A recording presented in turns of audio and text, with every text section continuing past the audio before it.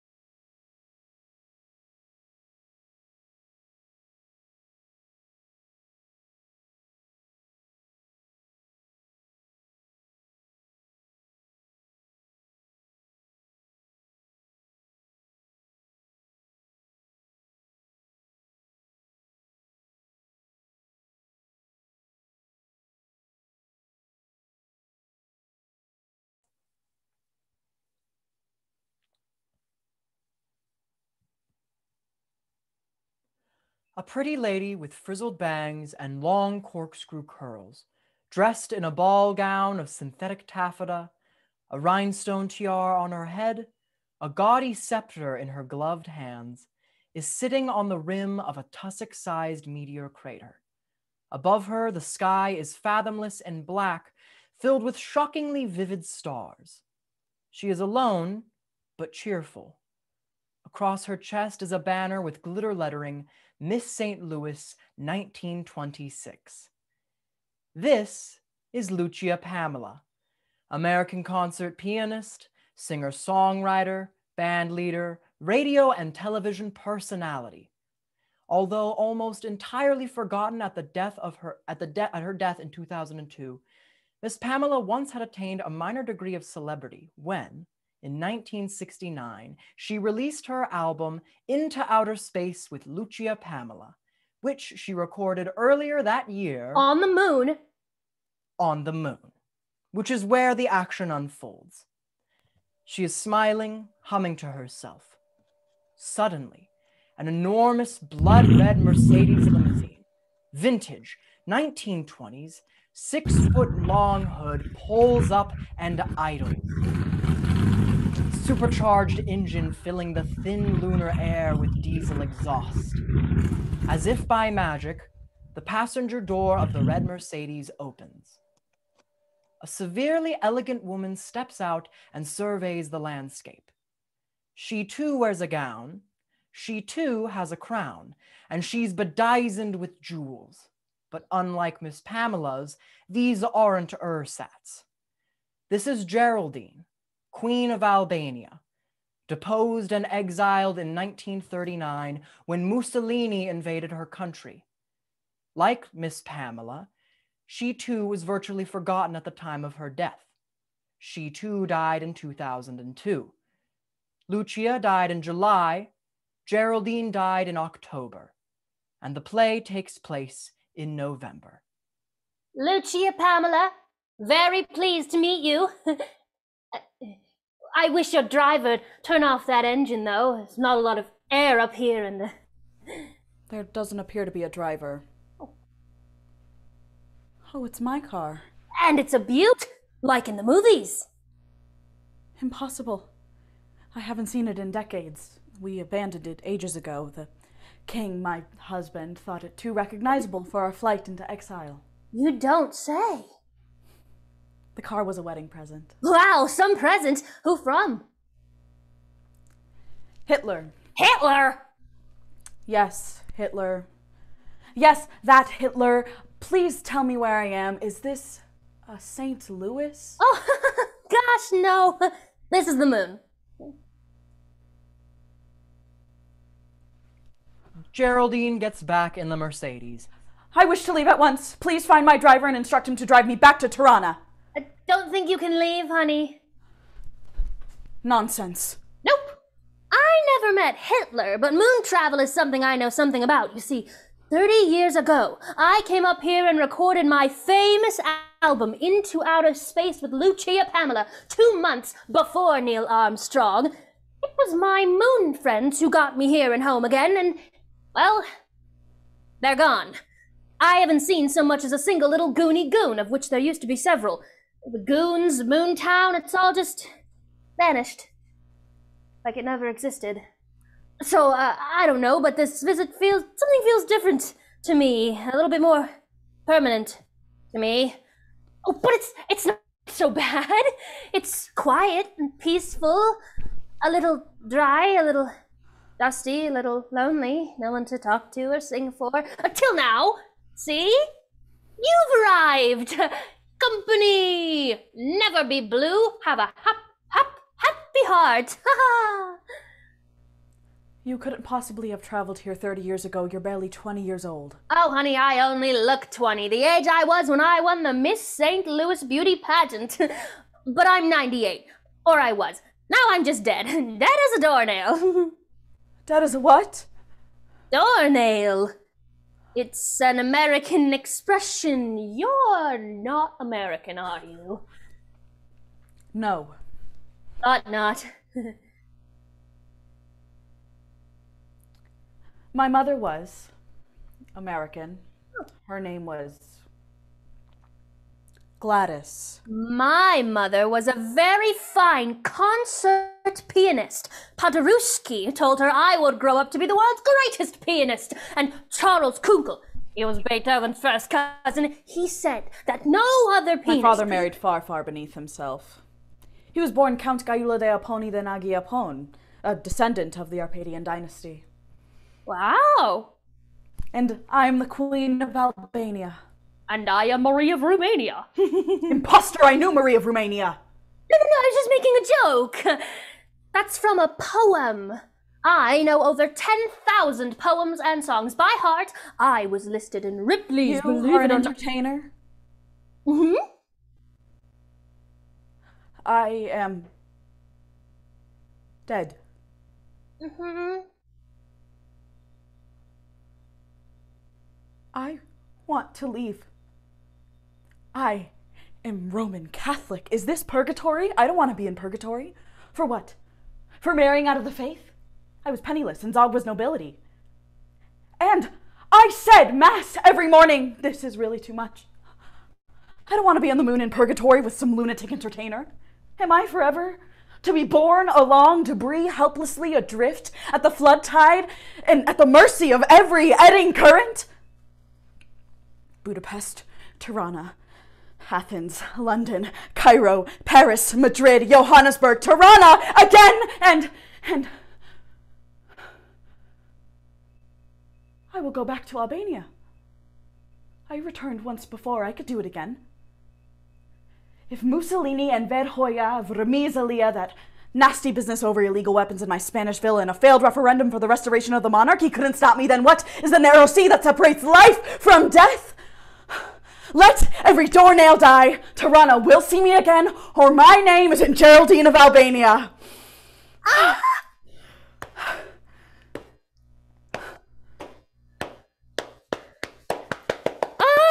Gee, that was a great speech. We can make a great song from that speech. You want to do that? We have time, and I have my accordion. Lucia Pamela reaches for her accordion. Don't touch it! Lucia Pamela ignores her and straps the accordion on. I was a student at the Beethoven Musical Conservatory in Germany, the greatest in Europe. When they heard me sing and play, they said I was so advanced they had nothing to teach me. Then I won the Miss St. Louis beauty pageant, and Flo Ziegfeld asked me to be part of his famous follies. But instead, I went touring with Charlie Kunkel, Beethoven's first cousin, and we played piano inventions four hands, like, everywhere. Oh, Charlie, he died at the keyboard one night, just slouched his head over with a little chuffy noise and hit his noggin on the G above middle C. But I finished the concert. Alone.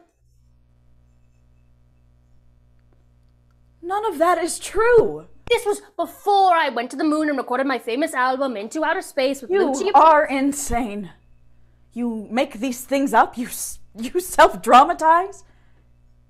If we are to spend the countless hours between now and Judgment Day together here in purgatory, you must not do that. It offends. Don't see why it should. Because some of us have lived lives of real hardship. I was born a countess, reduced to selling postcards in Budapest. I had to leave my indigent family, travel to Albania, learn to conquer the hearts of my people. Muslims distrustful of a Roman Catholic and a Hungarian, and I did it. I saw my husband and my people seduced and betrayed by Mussolini.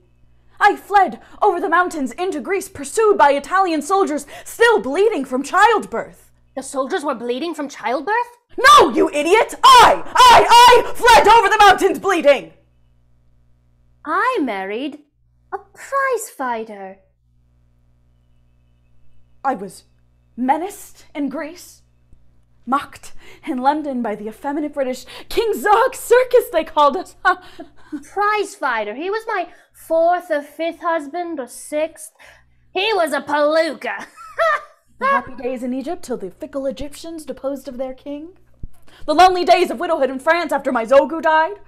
Speaking of France, back in 1969, I found a village on the moon inhabited by walking, talking pecans and walnuts, and They spoke French, if you can believe that.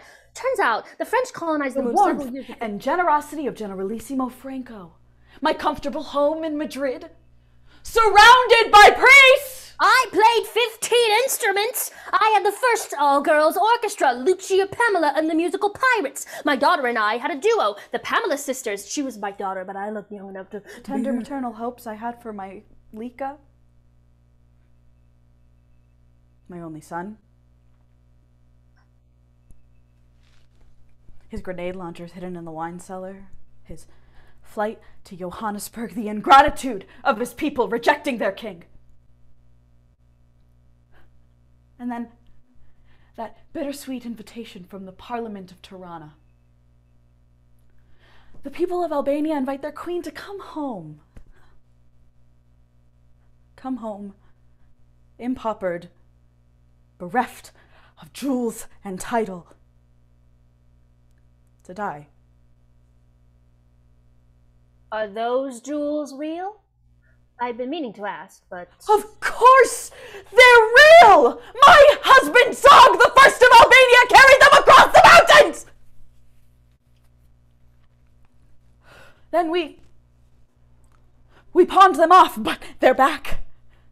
In purgatory, I have my jewels again. Look, I don't know where you got this purgatory business from, honey. Your Royal Highness. This is just the moon. The round old moon, a little lacking in creature comforts, perhaps, but a jolly old moon regardless. You should get a brighter outlook. I used to host a show called The Encouragement Hour, and every day I would say... what offends, galls, grates on the nerves. Americans. You make up these fantastical stories, these idiotic invented lives. My life is the collapse of the Austro-Hungarian Empire.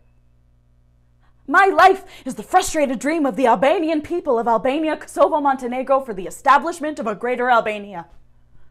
My life in the terminus heap of struggles of the Ottoman Empire to invade the West attempts to invade the East, the clash between Islam and Christianity. My life is the Balkans. My life is a mountainous centuries-year-old tragedy.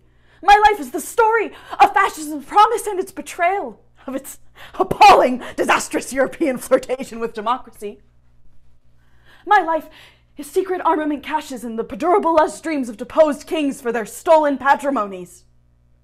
My life is hostage to the vain dream of autarky and its twisted diplomacy. 1 million Albanians and 800 million Chinese in league against Soviet aggression, while you... You're just like Mother! Gladys Virginia Stewart, American. Oh, fantasy and pretension. So she marries a count, not bothering to notice he's broke. She would have been better off flying to the moon and marrying some French-speaking walnut. Americans, no sense of history, no sense of tragedy. Everything will have its happy ending, and it's the daughters who are left to suffer the reality. My daughter owns the St. Louis Rams.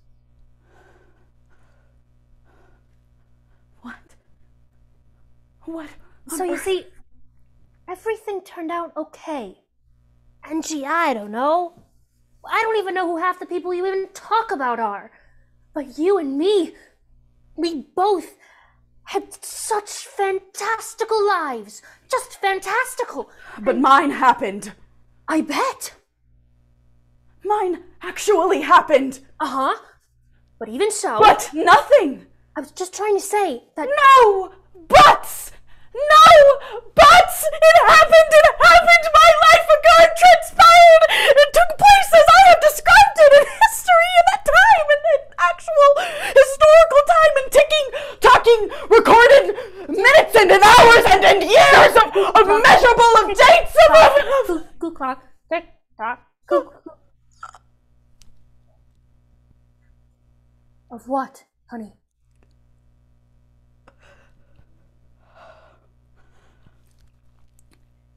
It happened. You spectacularly ignorant, oblivious. It did. But even so, it sounds like the plot for a TV movie. It does? Uh-huh. Or a play. A musical comedy play.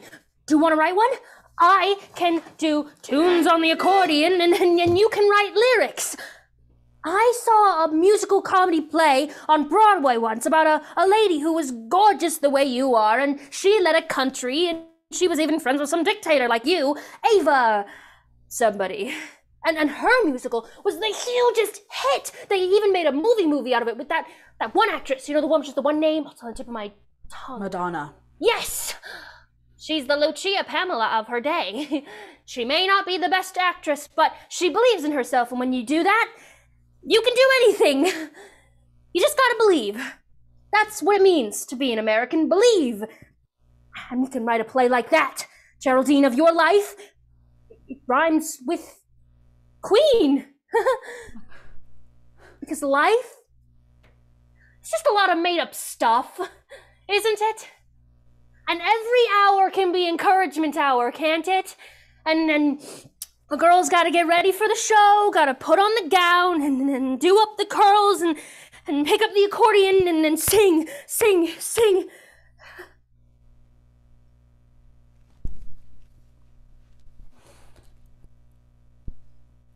When you were alive, did you ever consider running a pyramid scheme? You mean like King Tut?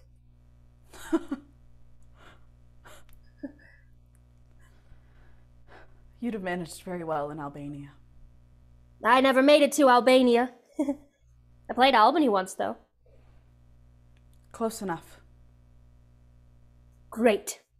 Let's start our musical with a song I wrote off my famous album, Into Outer Space with Lucia Pamela. I'll begin and you sing along. I can't sing. So, you think I let that stop me? Not for a minute. We're going to do a dance in a song. The flip, flop, fly. When I say flip, you flip. When I say flop, you flop. When I say fly, we'll all fly.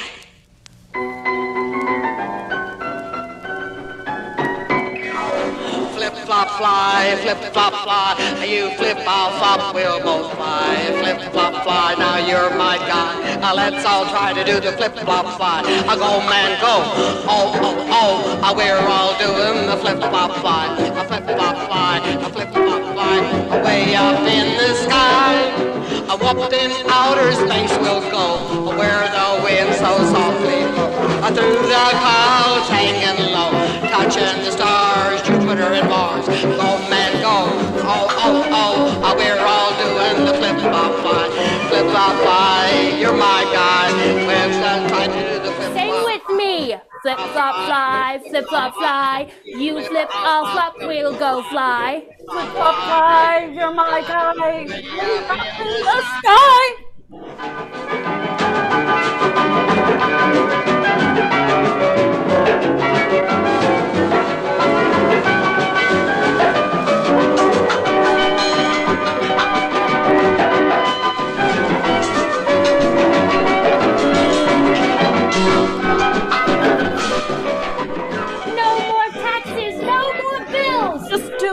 Flip-flop fly!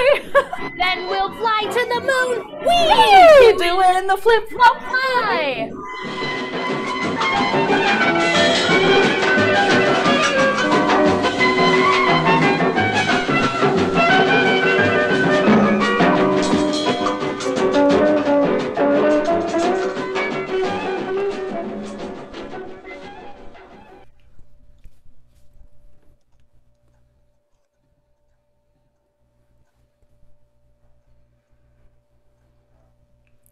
The year was 1992, New York City.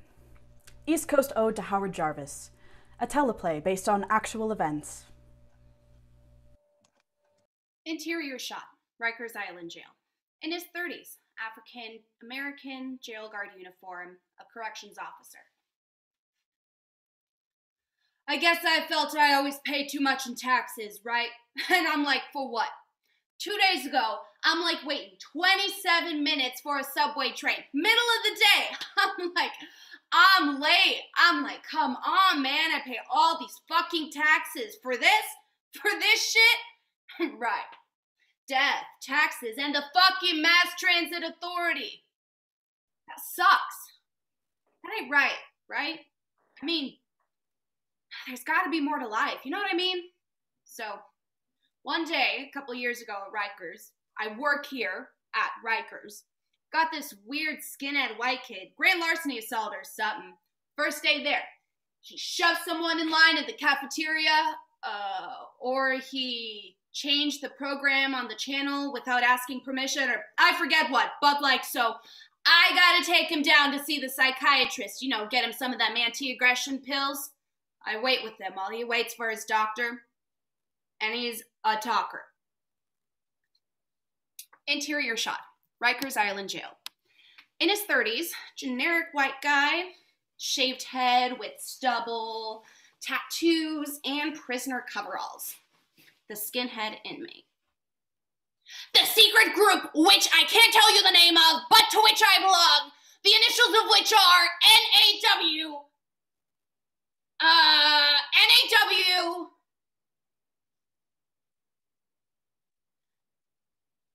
NAWMF, and LC. And we have brocked this shit, but like profoundly. Like you probably think that I am in jail, but I'm not in jail in my own mind. That's the row. Leonard. He reads the row. And he's got some of them Uzis. We got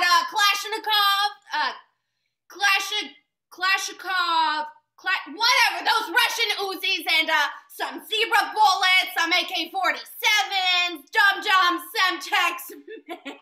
The free mind, the superior mind, overturns the system. Leonard, he is like the mastermind. He is so smart, he doesn't pay his taxes. No shit, he hasn't paid taxes in 20 years, and it is legal because Leonard has proved through Thoreau and shit like that the IRS is unconstitutional. I mean it, man, clean and sober, no paychecks and no taxes. I have seen the paychecks. In his late 30s, exterior shot on the street of Bentonhurst. In his late 30s, Italian-American, tanned, pomaded hair, gold chain, amulets, police ID badge. He's wearing a fancy Nike sweatsuit. A detective, the housing police. So the skinhead fruitcake tells the corrections officer this guy Leonard found a legal way out of paying his taxes. But apparently he won't give the officer this Leonard guy's number or nothing, well, because the officer's black and Leonard lives out in Indiana, where I guess they only got white people. I mean, who the fuck's even heard of Indiana? I mean, name me one city in Indiana. You got 2 seconds. Time's up. 5-1, this skinhead kid's never even made it out to Coney Island, let alone Indiana. Jesus, wept. So he hooked up with this Leonard on the internet. Now, please tell me who is teaching disturbed individuals like this bone brain how to get on the fucking internet. I mean, when I first heard the story, I didn't even know what the internet was, let alone how to get on it. But here's this little cheap-ass racist loon. He's got himself on the internet, and he's cooked up this whole fantasy about Indiana, where apparently they got something called the North American White Men's Liberty and Freedom Council. Got this from a buddy of mine over at Rikers who knows the guy who got it from the kid. Some bunch of armed wackos out in Indiana who figured out how to legally get out of paying their taxes. Mother of God, I gotta get me some of that. Interior shot, a teenage girl's bedroom, Bentonhurst. Seriously disaffected youth, hair in cornrows, dreads, beaded, braided, dyed, mohawked, scalped, and ear and nose piercings, tattoos. The housing detective's daughter. My dad is always trying to get rich quick and, you know, win the lottery and shit. Like, you can just take one look at him and think, okay, this guy gonna get rich ever? No way. You can just look at him and know that he is a butt munch. And he says all the time, he just implies that I'm stupid and he asks me, can I look up some group on the internet for him? And I'm like, Dad, I am the first of my groups to find totally naked pictures of Antonio Banderas. Like, you can see everything. It is so gross. So, like, yes, I can look up the stupid web group for you, butt wipe. Well, not to his face, of course, because I know how to call him a butt wipe with just my facial expression. So he can get mad all he likes, but he cannot hit me. And so he gives me this piece of paper with North American White Men's Freedom and Liberty Council, and I'm like, whatever, butt bunch. So I did some superlative prize-winning grass with my best friend Karen, and we hopped on the school's internet crawler, and we fed it the name of the group, and nada. So we tried unlinking the words, you know, give us anything with North plus American plus white plus men's plus freedom plus liberty, and absolutely nothing. So then Dad goes, try Leonard, which was so gigantically lame. Like, what a Cro-Magnon, Pleistocene, pathetic, troglodyte, fossilized, freeze-dried butt munch. But then he gave me $10, and so I did it. And so I went to get some Camel Lights and some brewskis, and Karen already had some ecstasy and some crystal meth. And so we put it in, and the web crawler was like, duh? So we were like, oh, doomsday. But then we asked this supremely scary girl at school who knows practically everything. Exterior shot on the street of Bettenhurst, the front steps of a public high school. An African-American teenager, very cool, supremely self-possessed, dressed in perfect B-girl style. The supremely scary girl who knows practically everything.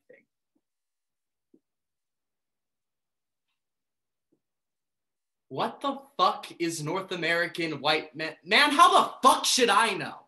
Sounds to me like one of those militia groups they got out there. Those Ruby Ridge head jobs who got themselves all killed like in Utah or whatever. Interior, teenage girl's bedroom, Bettenhurst. The housing police detective's daughter. So I told my dad, who after all is a cop, what this girl said, that he might be like a terrorist or something. And so he goes, so give me back my $10.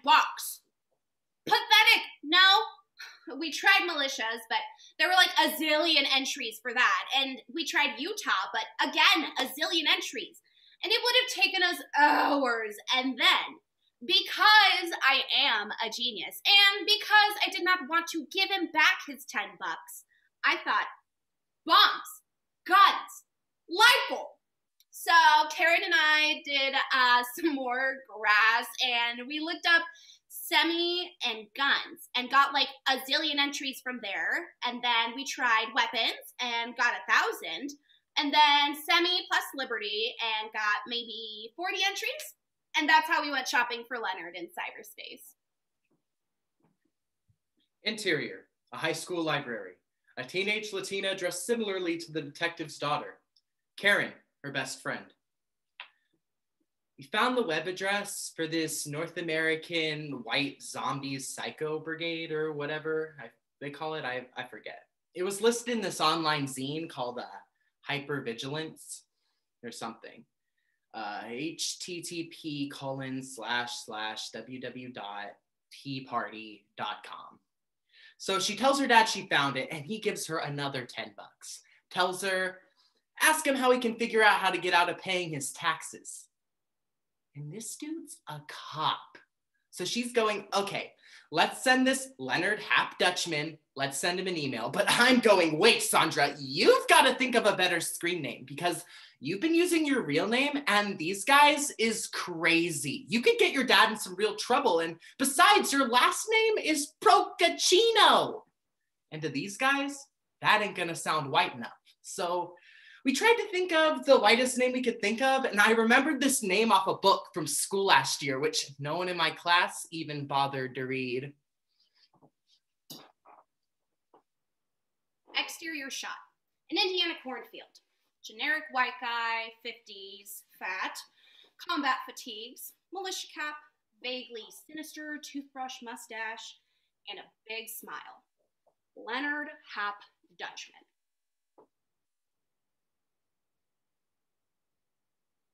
Dear Ethan Frum, thank you for writing to the North American White Men's Freedom and Liberty Council.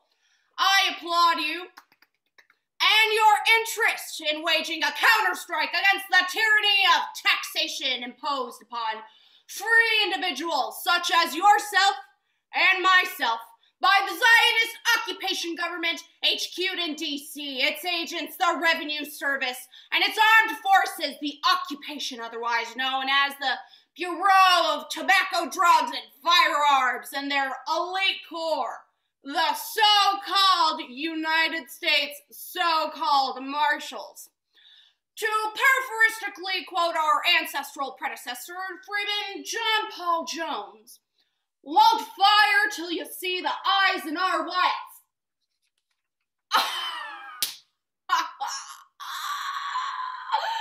Having never before tested the tax rebellion waters as far east as Tel Aviv, pardon me, I mean New York City, I counsel initially a low-key tactical maneuver to win. Request from your payroll office a W-4 form. When you receive it in the blank space provided for exemptions, write the number 98, hurling all the while appropriate imprecations and oaths against the high-handed, shekel-mongering, armed, money-grubbering rug merchants who force you to survivally beg for exemptions from their usurious theft of your hard-earned dollars.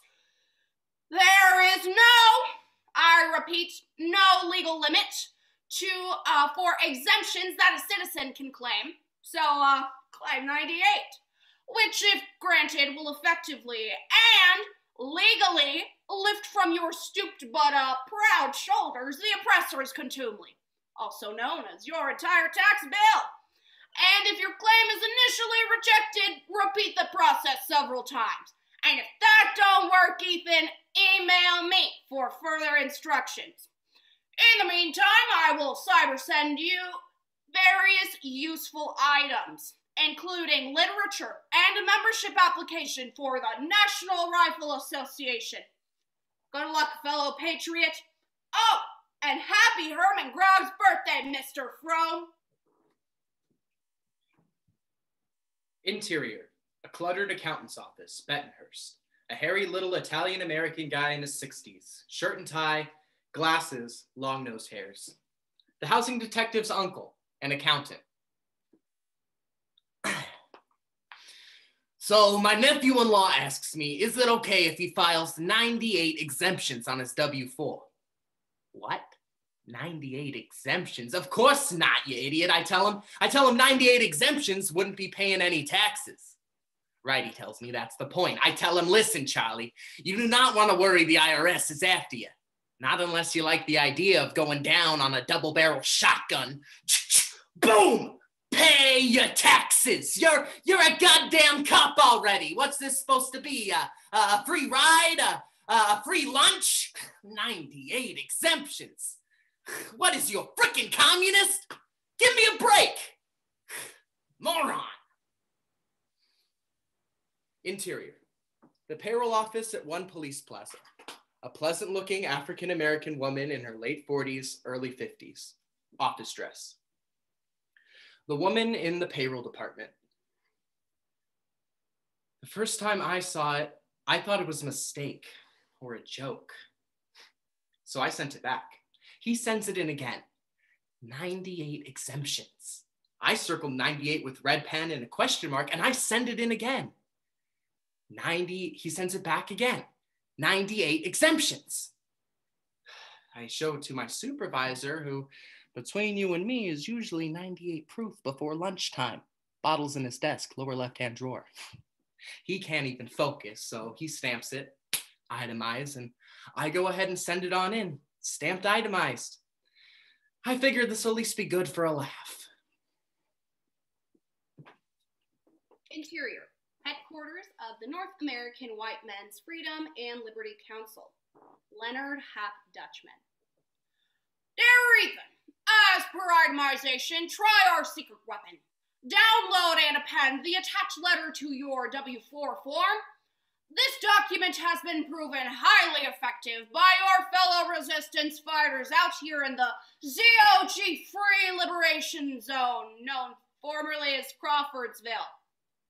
Please do not share this letter with anyone you do not love as a brother, nor with any women, be they wives or mothers, nor, I need hardly mention, with members of other races. Happy hunting, Ethan. Oh, and for $25, you can obtain an autographed copy of my annotated edition of Mr. Henry David Thoreau's Survivalist Manifesto on Walden Pond. God bless you and your progeny. Born free as the wind blows, as free as the grass grows. Cut to the detective, housing police. To the Treasury Department. Regarding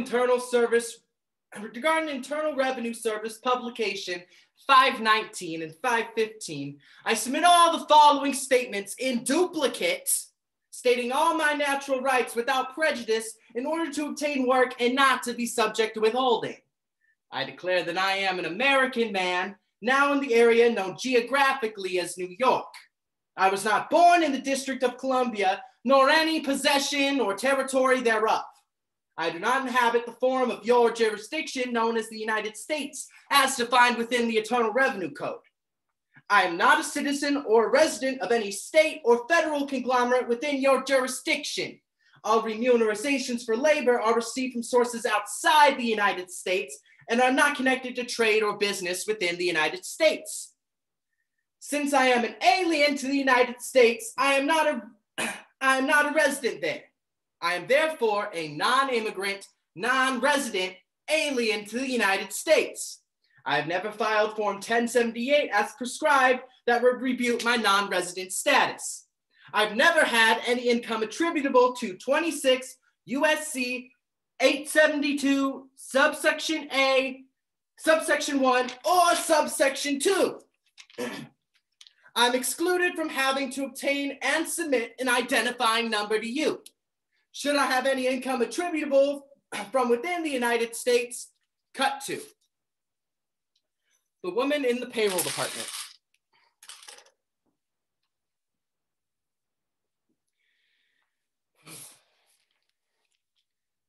I am still not subject to withholding any kind of said income as it is not deemed to be income. I am not within a state or the United States, nor am I a person, individual, or taxpayer. Signed, Charles Procaccino, Detective, Housing Police, City of New York. United States of America, let me tell you. I read the letter a few times. Alien to the United States. Baby, I hear what you're saying. I'm 51 years old. My apartment is a box. I got no money. I hate my job. I hate this city. I hate my cat. My husband hates this job, this city, the cat. We hate the disappointments, the delays in construction, the bigots, the bozos, the Democrats, and the Republicans. Newt Gingrich, Bill Clinton, his cat, Rudy Giuliani, my insurance company, my boss, the guy playing with himself on the subway at 9 a.m., the kid playing the radio at 6 a.m., and I hate the smell of piss in the hallway that I have to inhale every day on my way to my box where I live. And the fluorescent light fixtures that they put up 10 years ago that for 10 years have been going all the livelong day. It drives me crazy.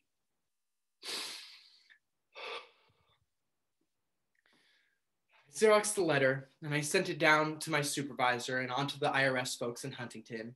Sent it to Albany, then uptown, downtown, all around town, and I put it in the detective's files. Totaled up to 98 itemized exemptions. And where it said federal withholding, I entered 0. And state withholding, I entered 0. And I cut him his big fat check with no taxes withheld and sent it on in. Let them sort this out. This is not my problem. You and me, pal. Aliens to the United States. Hell, I'd try it myself if I wasn't stupid or crazy or looking to get pitched in jail, but God bless the child. He's got his own. Exterior shot, the Staten Island Ferry Terminal. An Italian-American man in his mid-30s, suit and tie. The second detective, housing police. I thought he was just, crazy or stupid. Then a few months later, he shows me a bunch of his pay stubs. No taxes withheld. He showed me the letter. I read it 60 times, and I am a smart guy, and I cannot understand a word. He explains it to me 60 times, and I still cannot understand a word. But I can smell bullshit when it is waved under my nose, but I cannot understand the letter. I never been to Indiana. I don't read the papers. I never read Thoreau. I know nobody ever needed any Uzi to hunt a deer or whatever kind of animal they got in Indiana. So I don't know what this Leonard character is up to, but those pay stubs, that I can understand. That's my kind of reading material. 3 pay stubs that read like that, and I'm gonna buy myself a mother flippin' home entertainment center! Exterior, night, in front of the giant Coca-Cola sign, Times Square. A Latino man, mid-40s, police uniform. He's wearing a fancy Nike sweatsuit. A third detective, housing police. I sort of feel like taxes are, well, people have been paying taxes since civilization, really. I mean, since it began. Well, because it costs money to have a civilization, and we don't want to be barbarians. Or I remember back in the 60s, people talked about not paying their taxes, but it was like the war and all, and like different times. Plus, which also I'm an officer of the law. But, well, by the time it got around to me, there were already like 6, 7, 10 guys all pulling in 3 times as much, twice as much as they were before. But, a lot gets deducted. So anyway, I'm confused. Why did I...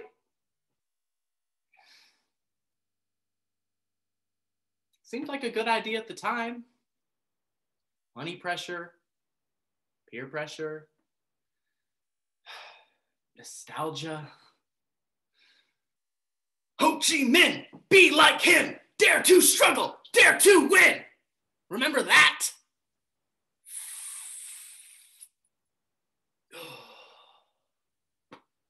Remember that?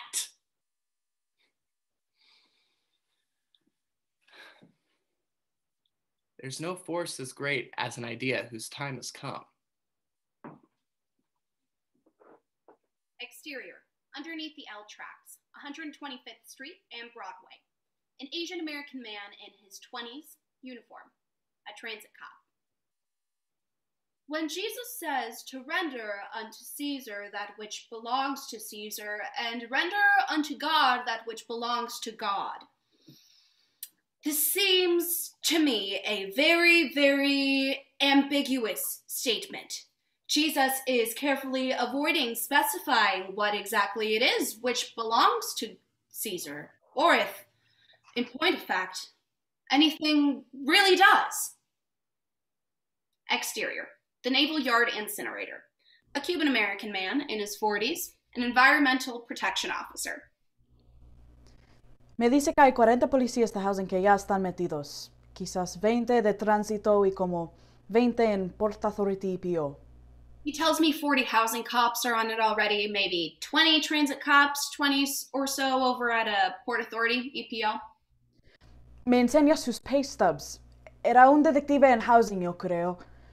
Es increíble, ningún impuesto. He shows me his pay stubs. He was a detective in housing, I think. It's like incredible. No taxes. No taxes. Y me dice que me puede vender un paquete que me explica todo. Me costaría $900. And he says he can sell me a packet. Self-explanatory. It would only cost me $900. Interior, a locker room. Police Plaza Gym. A young fat guy in a sweatsuit. A patrolman. I do not inhabit the forum of your jurisdiction known as the United States as defined within the Internal Revenue Code. I am not a citizen or resident of state or federal conglomerate within your jurisdiction.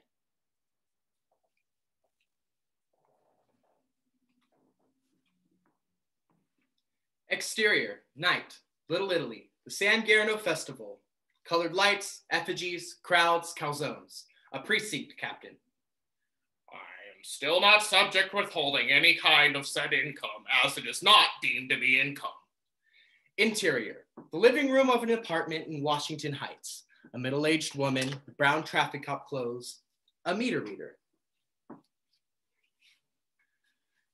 I am therefore a non-immigrant, non-resident alien to the United States. I have never filed Form 1078, and I have never had any income attributable to 26 USC 872, subsection A, subsection 1, or subsection 2. Interior, Rikers Island. The same corrections officer as the beginning.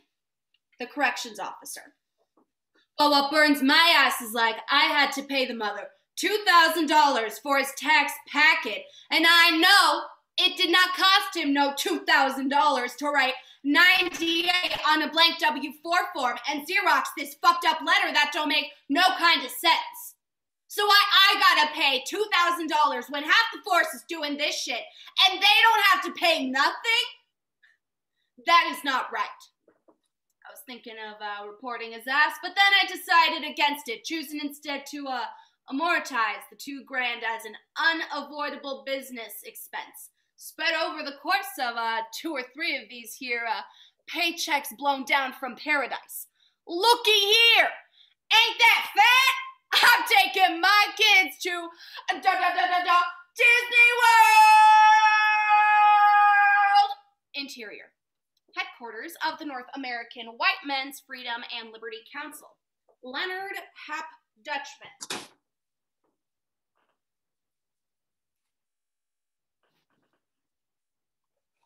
Dear Ethan Front, we are pleased to hear that your East Coast rebellion is proceeding apace. I must warn you, however, against spreading the good news too liberally, if you catch my meaning. Cut to. The screen subdivides into many little boxes, each one containing the smiling face of one of the officers we've met so far. Cut back to Mr. Dutchman.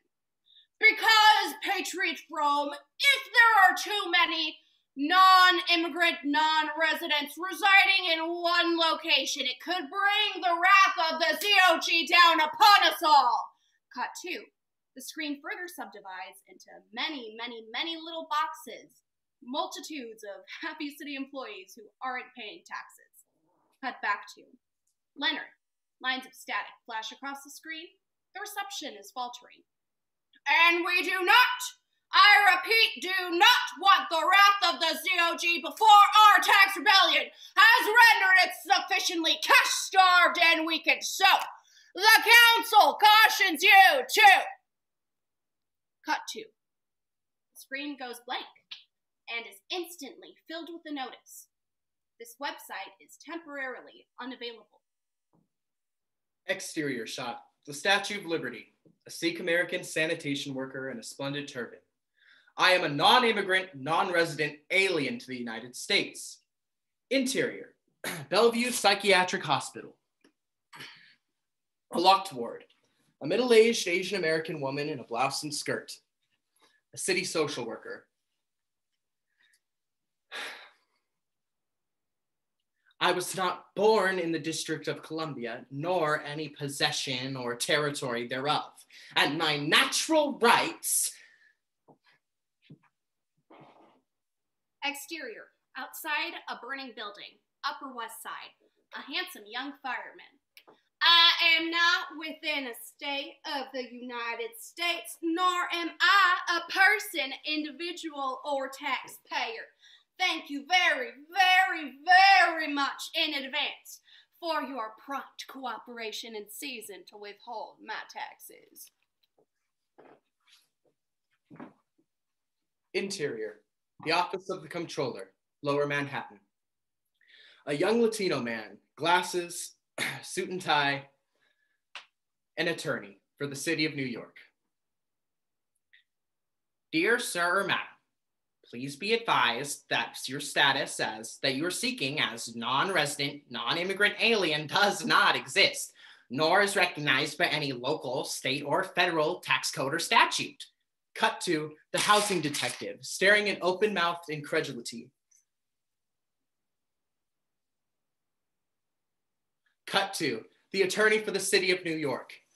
Dear sir or madam, your request for non-resident, non-immigrant alien status has been denied, inasmuch as no such status exists.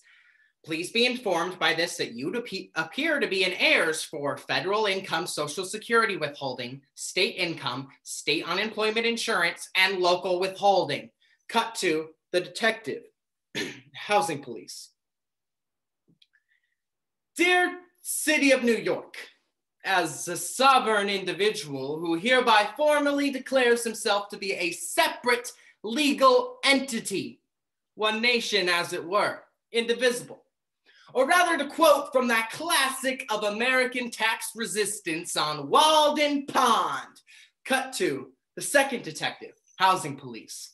We declare that taxation without representation is unconstitutional. We do not feel represented by the governments in question, and as it says in the Declaration of Independence, which we spell INDEPENDENTS, as in I am independent of your authority to request. Cut back to the attorney for the city of New York. Dear Mr. Martinez, Mr. Austin, Mr. Yao, Mr. Shabaka, Officer Vanuzzi, Officer Vasquez, Sergeant McGuire, Miss Lefkowitz, Detective Pentagello, Captain Rosowski, Miss Wen. Cut to the detective, housing police. Dear Leonard, cut to, this website is temporarily unavailable. Cut to the city social worker.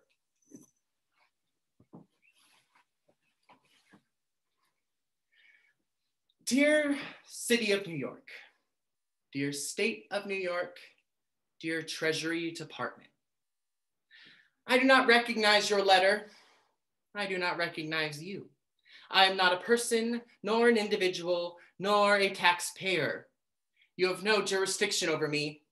Paying taxes is voluntary. Had I realized this before, I would have never paid any taxes. And I have been paying taxes before this year of my dawning realization that I could not be legally compelled. I've paid taxes for 17 years. I am not in heirs.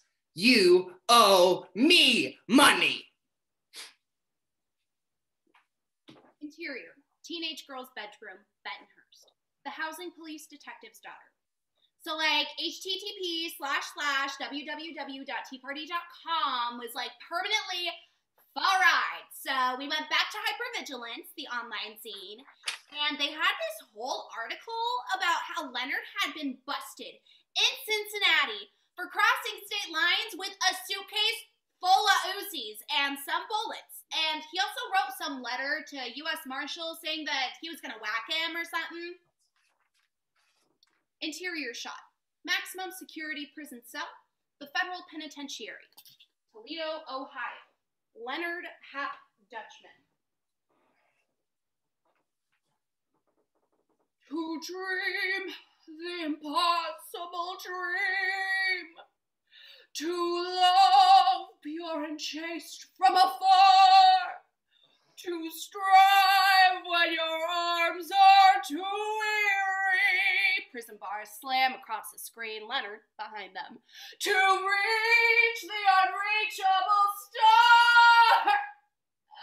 This is my quest to follow that star. No matter how hopeless. Dissolve Undersong 2. Interior, United States Attorney's Office, the briefing room. A press conference is underway. Behind multiple mics and a podium, a 40-year-old woman in a power suit, the United States Attorney.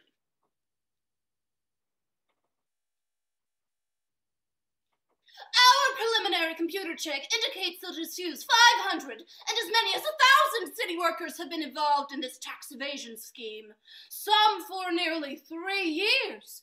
Scores of law enforcement officers seem to be involved. Interior, a Manhattan courtroom. The housing police detective in a suit and tie, looking haggard. A gavel is banging. The detective, housing police. I have no quarrel with this court, Your Honor. I'm here against my wishes. I have no standing in this court, and this court has no jurisdiction over me. Exterior, the steps of City Hall, Manhattan, an out-of-doors press conference facing mics and cameras. A shifty-looking, snaggletooth guy with furtive, close-set eyes, a bellicose speaking style, and a bad comb-over. The mayor of the city of New York. This isn't, ideological. This is pure out-and-out cheating. This is a way of cheating. And, not paying your taxes by people who were sworn to uphold the Constitution of the United States.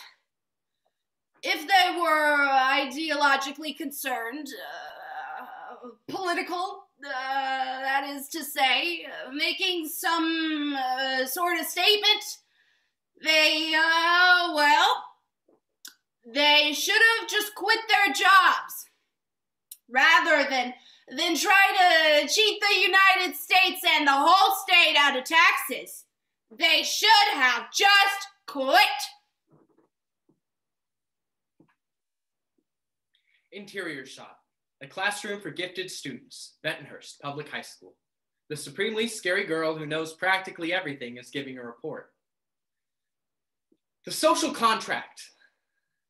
The social contract is a theory propounded by Thomas Hobbes, John Locke, and Jean-Jacques Rousseau, who were French philosophers. Part of the deal is like the people agree to surrender their power to the state. Some of their power, but it's like how much? And like, say you're the state and I'm the people. Did I lend you my power and I can fire you if I don't like what you're doing with my power? Or am I just born a citizen, alienated from my power, and I just have to somehow hope from the best from you?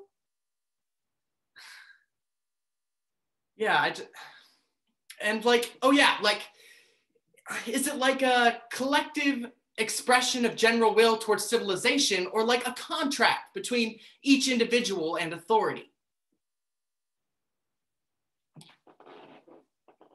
Interior, a plush law office conference room. Set up to meet the press, a weary Irish-American man in his 60s.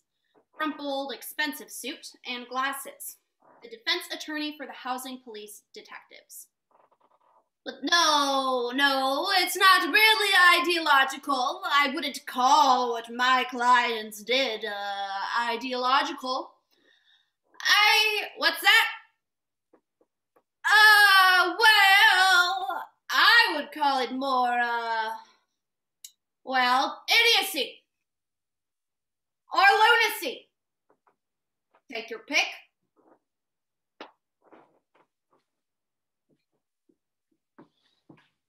Interior, the office at One Police Plaza. The woman in the payroll department. The day they announced to commence to arrest those people was the day that TWA plane blew up and fell from the sky. I'm not a superstitious woman, but, sometimes there are signs, warnings. writing on the wall. Not that anybody knows how to read anymore, that anybody's even looking up to read the writing, but, you know, signs. Trouble ahead. Oh, and Wall Street had a real bad day that day because the unemployment rate had gone down. That's what it said. Too many people, the price of stocks went down because too many people had jobs. Suppose they'll go back up when enough people get fired. Our supervisor got fired. Gross incompetence. And I'm thinking of going for his job. Get my own cubicle. That way, privacy. Maybe I'll start to drink. Death and taxes, baby. I don't know what they're going to do with those poor, stupid people. You could draw some bad inferences from all this. Things coming unglued. Can't blame the little criminals too much. Things coming unglued. That's the way it seems to me. Don't it seem that way to you? Everything's just coming apart at the seams and nobody understands. Cut to delivering the punchline to his 1996 State of the Union speech before both houses of Congress, President William Jefferson Clinton. So I join with Congress and my fellow Americans in declaring that the era of big government is finally over. Cheering as the screen fades to black. The end.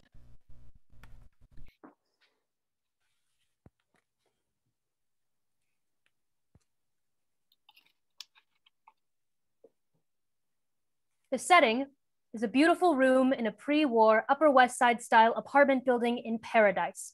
Rococo sculpted plaster ceiling, a chandelier at its center, a handsome marble fireplace with Egyptian and Greek tchotchkes on the mantelpiece, books in oak bookcases, and an old Turkish carpet covering a worn leather divan. This is the office for the psychoanalytic practice of Metatron, the recording angel, a vast fiery being with a million eyes. Metatron is seated in an Eames chair at the head of the carpet-covered divan. Sitting, not lying on the couch, this is a supervisory session, is Dr. Arnold Huntschnecker, best known during his lifetime as the psychotherapist of Richard Milhouse Nixon. Huntschnecker died in 2000. The play takes place 1 year after that.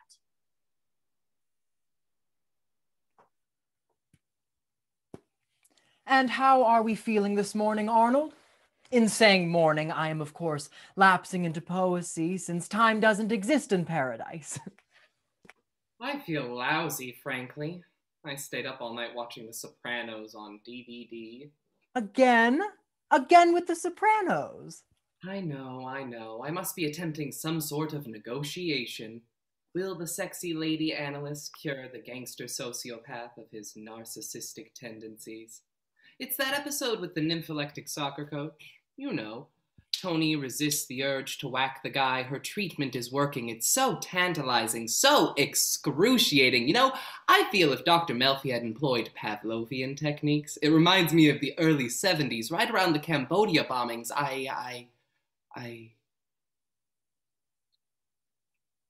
Forget it. It's not worth our time. My back is killing me. I would suggest that these pains are psychosomatic. You always say that, but... In this case, my proposal gains strength from the fact that you are dead, and hence, you have no body. I'm not arguing.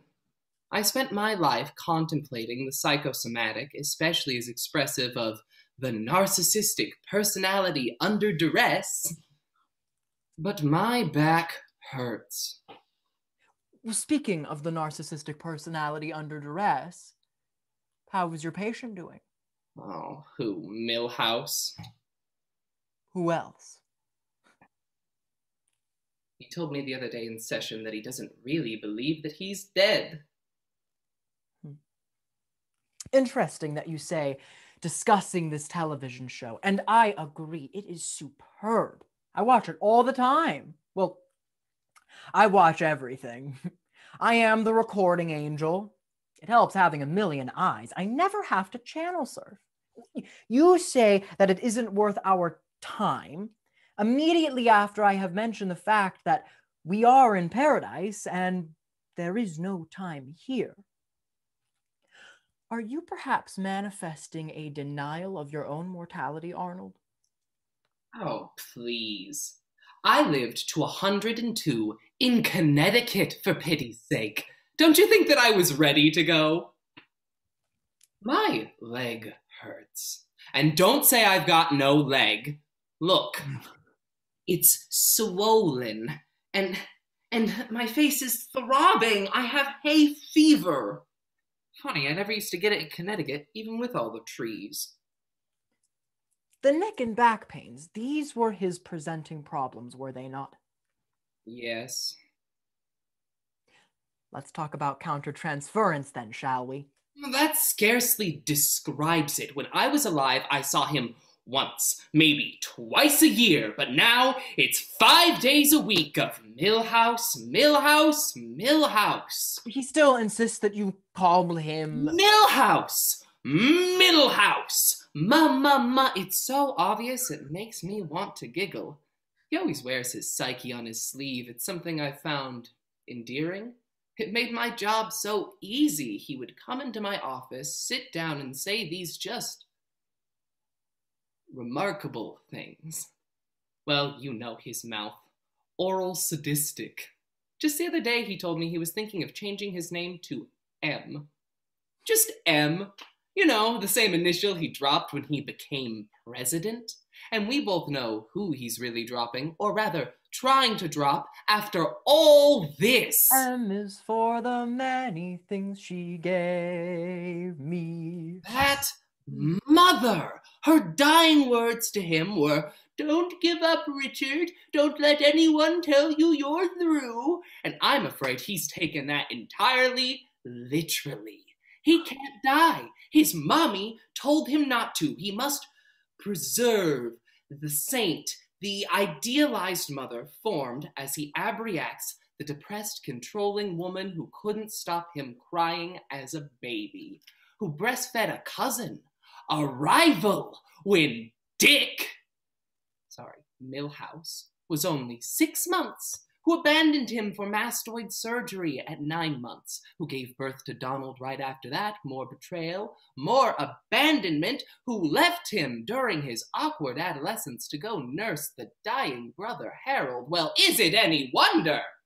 Frankly, I'm surprised he did as well as he did. Forget the checkers speech and the plumbers and the tapes. I'm surprised he didn't blow up the planet.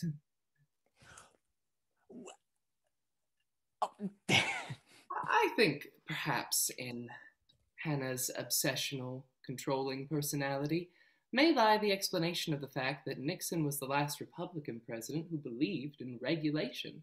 So, she says, never die, and he can't afford not to. Poor, ambivalent mommy. He always had a self-inflicted religious grandiosity, and he did always believe that he was immortal. Masking, of course, a terrible fear of... Of course. Gesundheit. Metatron hands Dr. Huntschnecker a box of Kleenex.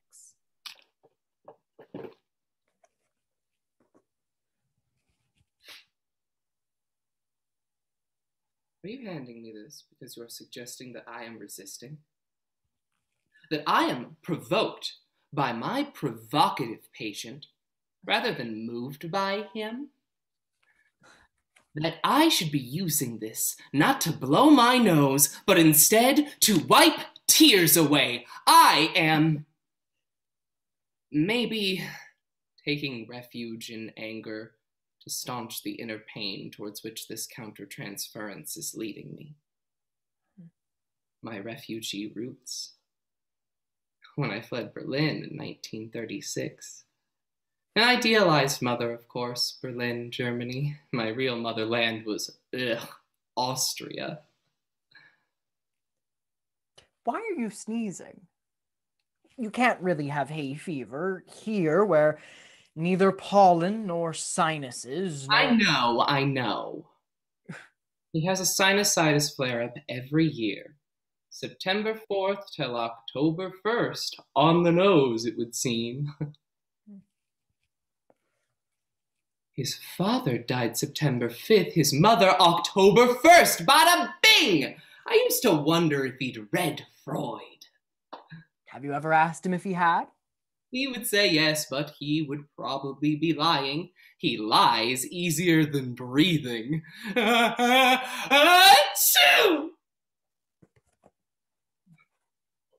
But then again, what president could that not be said? They all lie. He's just so straightforward about it. It's endearing, like I said. At least he wasn't overdosing on halcyon like Bush the First. At least he didn't upchuck on the Japanese prime minister. At least he speaks in complete sentences, unlike that scary little Stugatz they got in the White House now. Anyways, I wouldn't mention Freud to Milhouse because that could trigger an association, and that would lead him into one of his anti-Semitic tirades, which, you know, I really can't deal with. It interferes with my... I tried to use Pavlov to get him to stop the war. That's what works with these people. Conditioning, behaviorism. If Dr. Melfi would just... That all went out in the 60s. Touchy-feely and drugs were in. The Manchurian Candidate. Have you ever seen it? Of course. Great film. I once tried to get him to form an association. You know? Peace. Twinkle. Mother. I used to think that Kissinger was thwarting me. But now I realize it was just the wrong series of associations. That mother. Oh, am I depressed, and I ache all over, and my face is throbbing, and Nixon. 5 days a week of Lincoln, Watergate, that guy in the arena with the sweat and the blood, undaunted, etc., and so forth. You know, that Teddy Roosevelt quote. Jesus wept! I could sing you the... Expletive deleted. Thing! He's been saying it on my couch for 50 years now, and now week-long, full-blown psychoanalysis with Nixon! Are you sure this is paradise and not the other place? Achoo!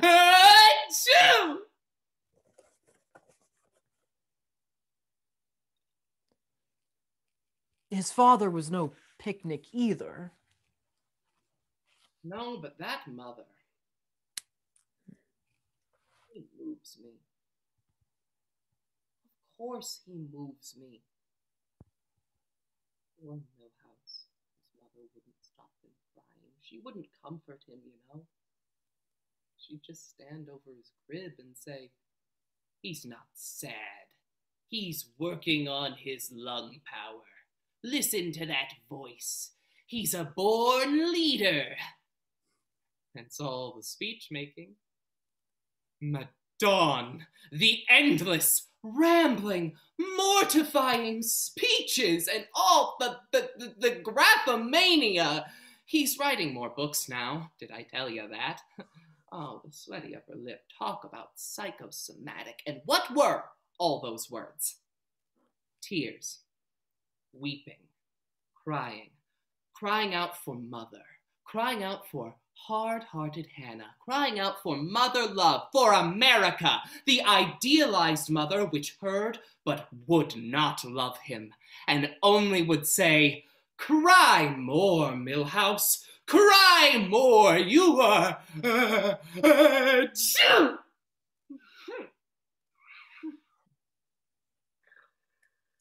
Interesting. Arnold, what you said about Germany being your idealized mother, while your real mother, the bad mother, I believe you said Blech, is Austria, where you were born.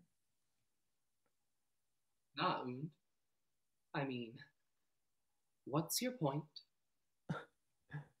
Well, Arnold, I mean, talk about being transparent. German ideal, Austrian roots. Whom else might you be describing? Oh, I don't...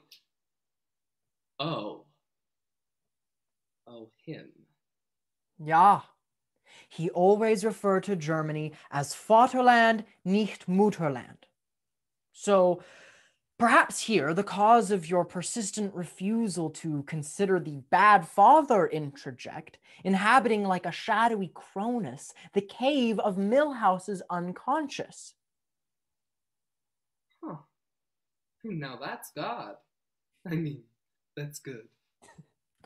So, we may perhaps want to ask in our next session, when you first elected to treat this man, this powerful leader, grandiose, paranoid, anti-Semitic, often described as having a Napoleon complex, who is it you have really been trying to treat, Arnold? Whose antisocial impulses and abuses of power are you trying to control? Who is your real patient at Millhouse? Or someone else? The one who drove you away from your home in 1936? Are you perhaps trying to rewrite history through your treatment of a less malevolent surrogate who...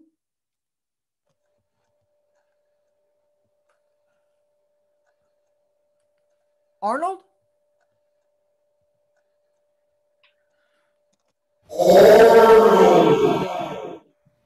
Whoa. I must have dozed off there. I've got to get more sleep. I think it's the Expletive deleted. Pranos. Is Nancy Marchand here? Oh, that mother. What an actress. Role. Isn't she just the best? Isn't David Chase a genius? Oh, I just can't wait for the new season. I've seen it. It's marvelous. And I think our time is up.